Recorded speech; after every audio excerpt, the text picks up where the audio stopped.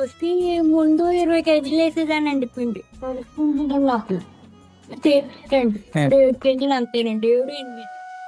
మేము గోదారోళ్ళ వండే పిచ్చుగూళ్ళు లేదా గరాజీలకి పుట్టినిల్లైన నగరం అనే ఈ చిన్న పల్లెటూరుకి వచ్చేసాం. ఇక్కడ చాలా స్పెషల్గా ఉంటాయి ఈ పిచ్చుగూళ్ళు. క్రిస్పీ, లైట్, అలానే తీయగా, తినడానికి చాలా బాగుంటాయి. ఇప్పుడు దీని మేకింగ్ ప్రాసెస్ ఎలా ఉంటుందో చూసేద్దాం. మా మనసులు ఎన్నండి ఉప్పు కారం మాటేమో గాని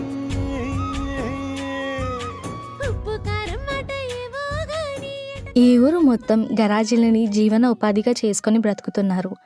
వేడి వేడిగా తీసిన ఈ గరాజీలను ప్యాక్ ఆఫ్ 15గా ప్యాక్ చేసి ఆల్ ఓవర్ ఇండియా షిప్ చేస్తున్నారంట. వీళ్ళు చాలా కష్టపడుతున్నారు. మీలో ఎవరైనా వీళ్ళని సపోర్ట్ చేయాలనుకుంటే ఈ నెంబర్కి కాల్ చేసి ఆర్డర్ చేయండి. నెక్స్ట్ ఎపిసోడ్లో మరొక గోదావరి వంటకంతో మళ్ళీ కలుద్దాం.